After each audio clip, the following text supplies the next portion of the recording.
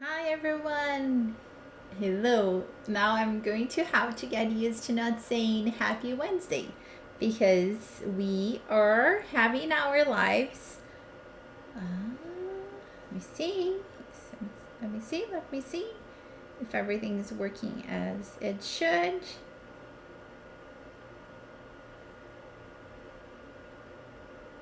Huh? Yes, it is. I can see myself there scrambling to see if everything is working well.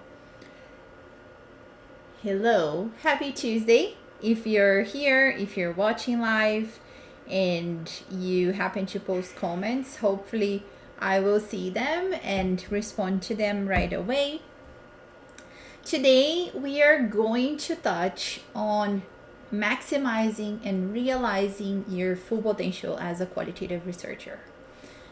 This is a topic that is near and dear to me, and it's probably one of the things that I feel the most proud about all the content that I created this past year. And when I say this past year, since January 1st, 2021. The blog post that came out today is actually a repeat, a reiteration with some updates and adjustments from a blog post that was first published on January 5th, 2021. And it was a blog post where I presented to all of you readers and followers of Quali Q the realized path. And I did envision the realized path. It was definitely one of the products of the first delivery of qualitative research blueprint in the fall of 2020. It was through the members of that cohort that I learned to visualize and to almost encapsulating those pillars, the things that I saw that would and will be important to qualitative researchers who are following their research path and trying to do the best they can to not only create a positive impact in their communities, in their participants' lives, but also to advance their careers. I don't think anyone needs to feel guilty for having those two goals. If you are an academic or a graduate student, you want to make a positive impact. You want to bring about changes and improve the context where people make it through the day, whoever they are in your research, while also you would be growing and advancing as a person, as a professional in your career. So the elements of the realized path are divided into 4 pillars. And we have 2 there that are probably the ones that you will for sure expect, and you know they are more than necessary in qualitative research and in research in general, period. And those are reading and writing.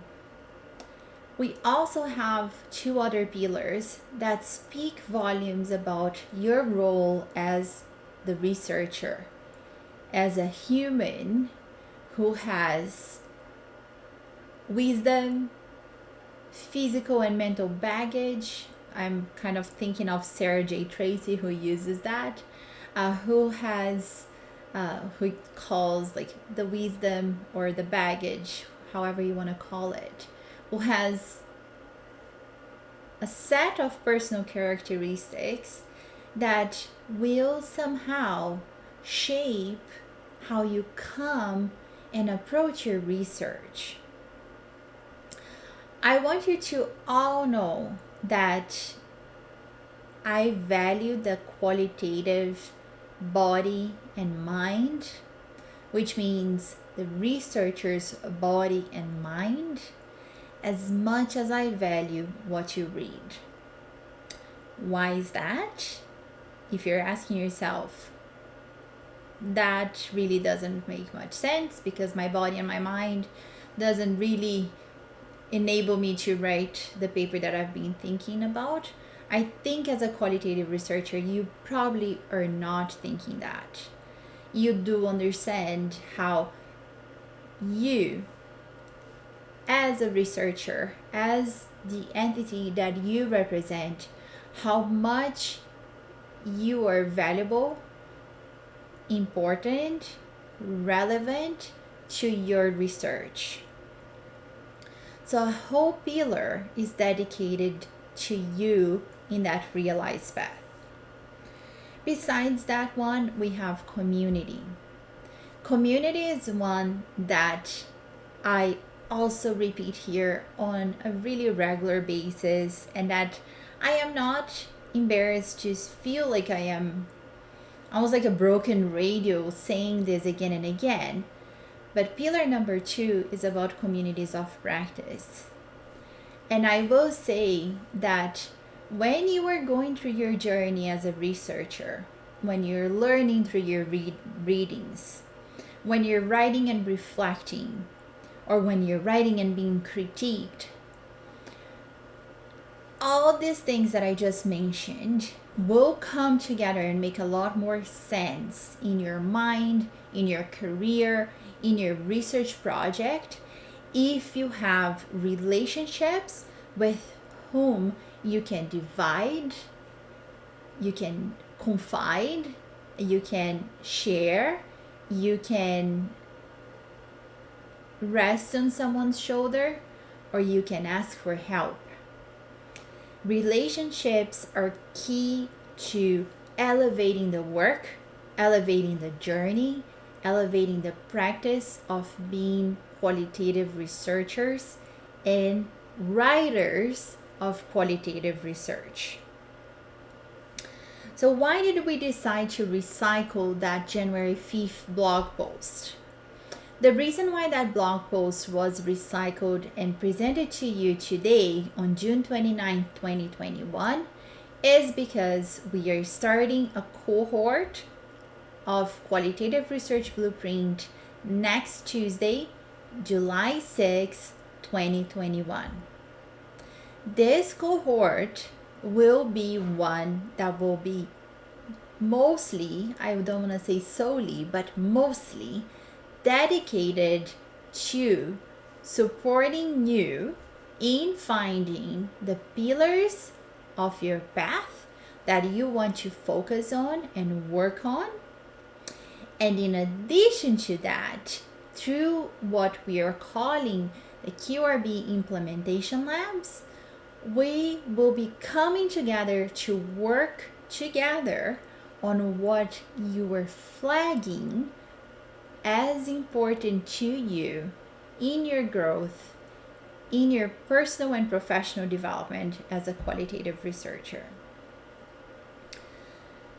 I wanted everyone who comes to the blog, to the YouTube videos, to know about the realized path, to know that those 2 blog posts, now January 5th, 2021 again, and June 29, 21, I want you to all know that those 2 are out there for you to go, read, and try to use as guideposts for your own reflection and your own goal setting as a qualitative researcher. It's there for all of you, and there's no fee or any price tag to go and do the work that you need to do by yourself. However, I'm also here to tell you that starting next Tuesday, we will have a community to support one another to do those things together.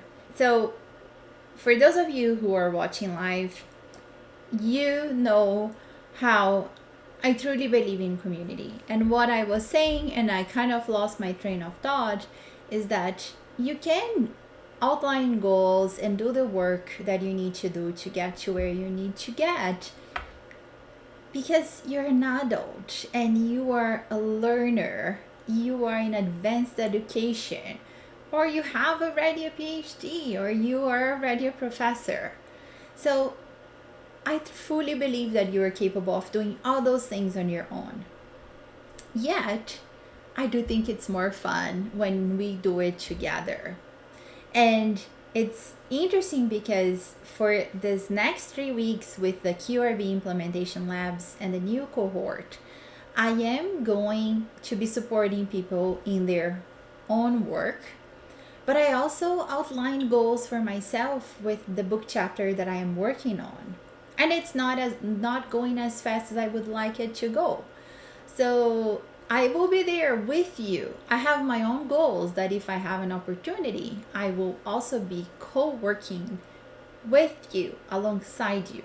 But I don't expect to have that capability because hopefully we'll have some discussions. We'll be able to jump to side breakout rooms to discuss questions that members of that cohort might have.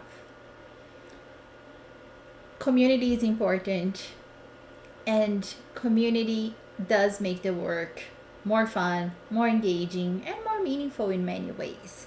So you're invited to join us for QRB Summer 2021 for this intensive delivery that for the first time we are experimenting with, and I'm not completely sure if this will be something that we would be repeating in the future, but we'll give it a go, and hopefully it will be meaningful and helpful to all of you who come on board.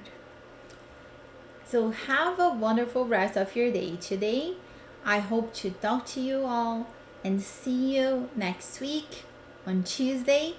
And if you are wondering what to do, if this is a good time for you to join, I will make sure that we have the link where you can check out the whole course and what is included there and what is offered there. So the link will be right below this video in the comments.